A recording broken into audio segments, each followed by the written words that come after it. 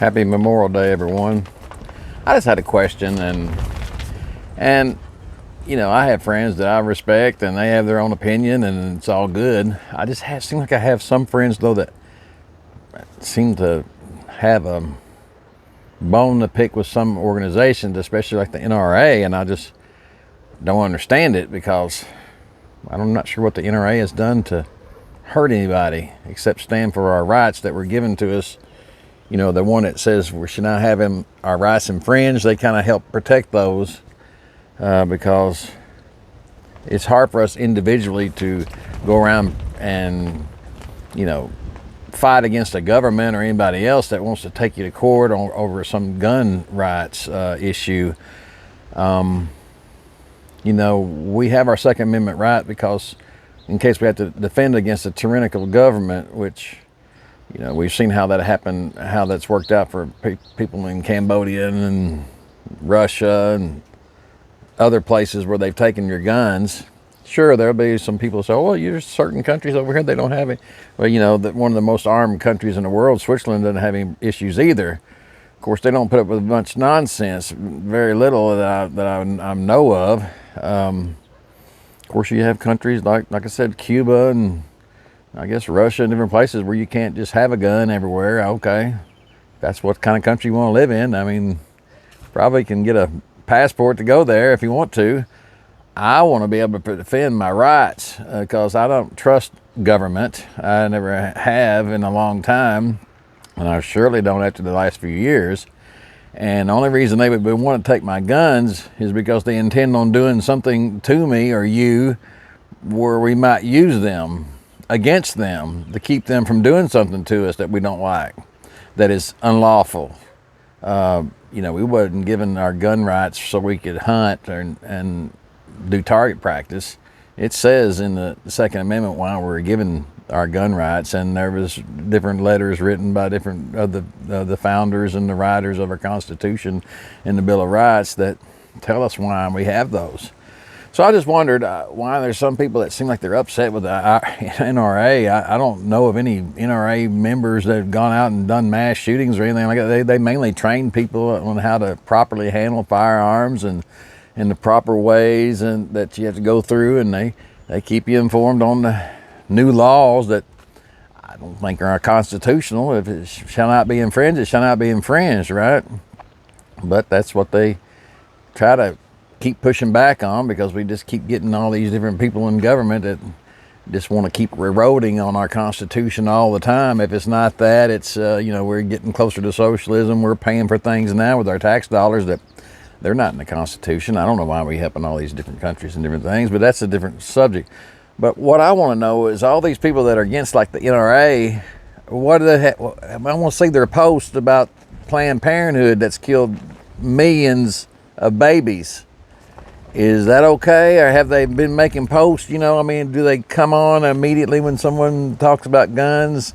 Do they come on when people talk about killing babies or, you know, showing some, any kind of pro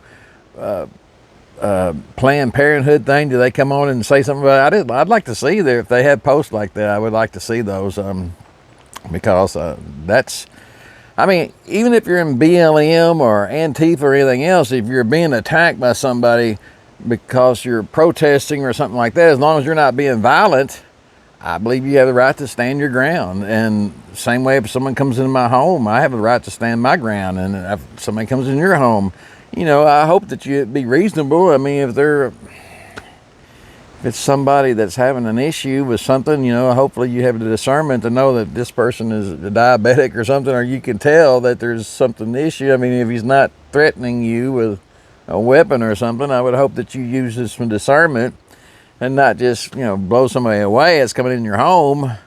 You know, of course, if it's happening at 3 o'clock in the morning, I guess it's a judgment call. I mean, I would hate for somebody to be banging on my door at 3 o'clock in the morning because I probably wouldn't know their intentions, especially if they was trying to break it down.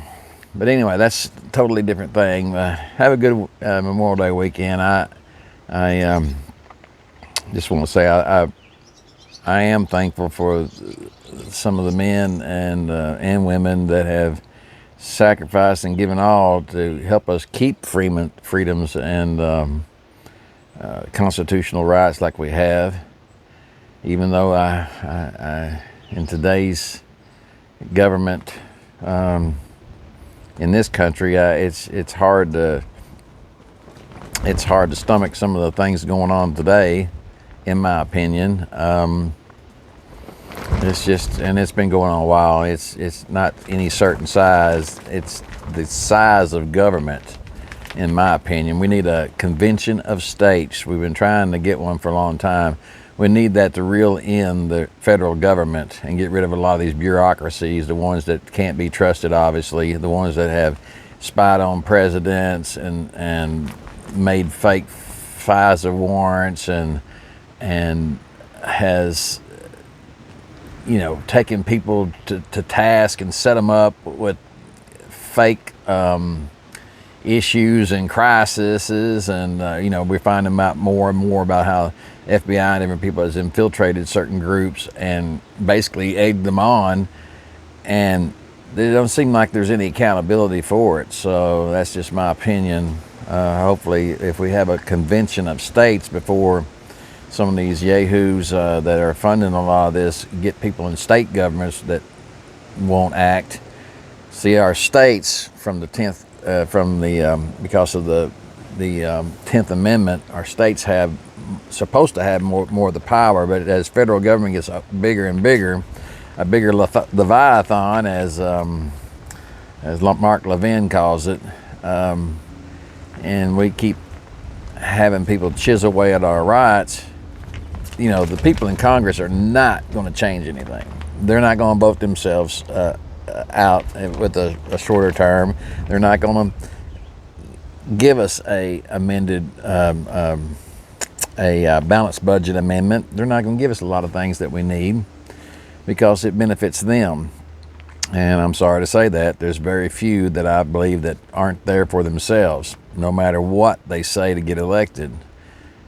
And the only way that you can do anything about it is have a convention of states and get together and amend the Constitution to limit people into office, limit lobbyists, and limit certain things, maybe even get rid of the Federal Reserve and get back to a gold standard and all these other things. That I believe that's why